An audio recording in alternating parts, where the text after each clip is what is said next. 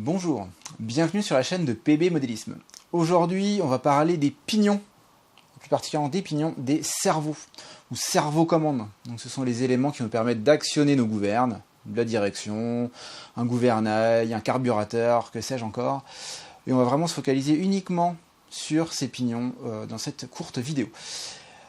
D'abord, les pignons, en fait, ça va permettre de démultiplier le couple du moteur qui est dans votre cerveau-commande pour augmenter et accroître le couple. Et ça va se jouer au détriment de la vitesse.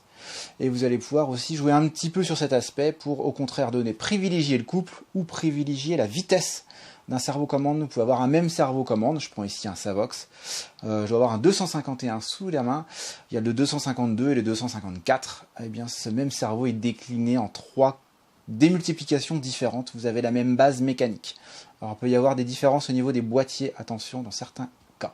Mais vous allez avoir la même base mécanique, même moteur. E-Tech fait la même chose avec les 645, 635 et ainsi de suite. On voit bien qu'ils ont décliné le même cerveau-commande en différents modèles. Alors, pourquoi cette démultiplication? C'est pour accroître le couple. Vous allez avoir ce qu'on appelle un train d'engrenage composé de différents étages. Je vais vous montrer ça juste après, en démontant ces 3 cerveaux-là.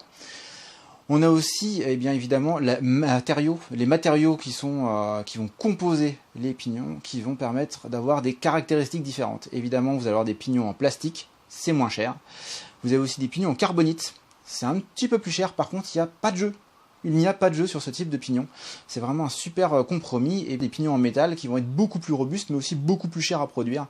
Vous pouvez les trouver en laiton, en acier, en titane, en aluminium. Vous avez pas mal de choses, pas mal de matériaux différents qui vont s'offrir à vous. Ça va être un compromis entre la précision, son côté aussi économique, évidemment, il va être moins cher en plastique.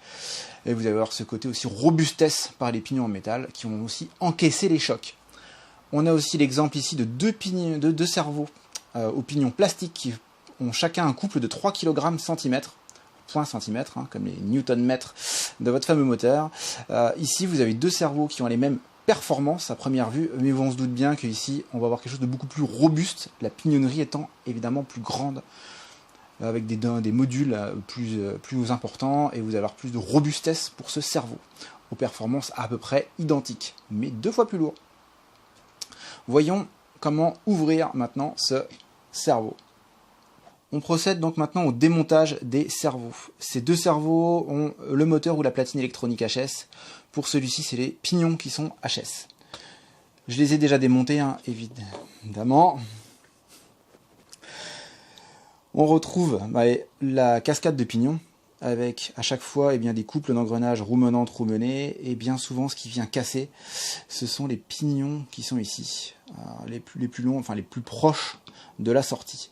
Si vous venez à démonter, c'est graissé, c'est monté sur des axes. On a ici un pignon en forme de cloche, on a des axes qui peuvent se démonter, attention, et surtout à la fin, vous allez avoir un pignon avec ici, ou un méplat, ou avec une encoche, qui va permettre de s'adapter sur le potard, potentiomètre.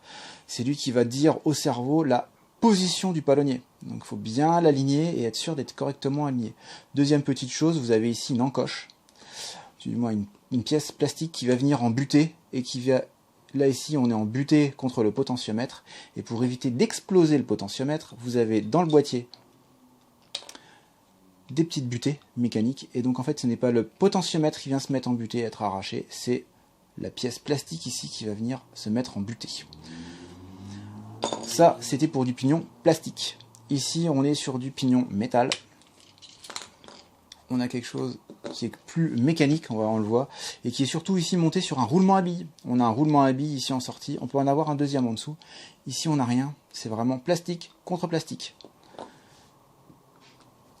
Donc, même principe, on retrouve la petite butée mécanique avec ici un petit axe en acier, le roulement à billes, et qui vient ici en butée contre les pièces plastiques du boîtier. A l'inverse, ici on a un pignon qui est donc cassé. J'ai remarqué ça au démontage.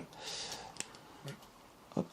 Donc ici on voit bien, ça tombe bien, en plus le pignon noir, on a une dent en plastique noir qui est cassée, donc qui est donc posée sur le pignon ici en plastique blanc. Même principe encore une fois, on retrouve un méplat, on retrouve une encoche derrière, et ce même système de butée qui va permettre de ne pas casser et de ne pas endommager le potard. Donc attention quand vous remplacez des pignons, de bien remplacer par la bonne référence, mais surtout, faites bien attention à l'ordre de montage lorsque vous allez le démonter, et surtout bien remettre le méplat correctement.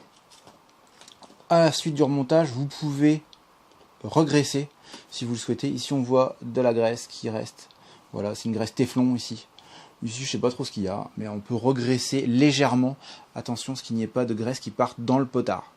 Même si ce sont des cerveaux qui peuvent être étanches ou ainsi de suite, on vient graisser et on ne met pas de graisse dans le potard. Donc pour procéder au remontage du cerveau, vous allez, donc comme j'ai expliqué, bien remettre le méplat en face. Donc je repère bien tout ce petit monde là. Je fais ça uniquement sur le gros cerveau. J'ai mes yeux tout abîmés. Hop, je dois remonter ça dans l'ordre. Alors attention quand vous allez remonter tout ça, donc vous montez ça avec délicatesse, pas de coup de marteau, ça doit se monter tout seul comme vous repérez. On ne force pas, absolument pas, et lorsque vous allez resserrer les vis, normalement, voilà, c'est bon. Je ne force pas, ça demande qu'à y aller. Un petit coup de cruciforme et c'est reparti pour un tour.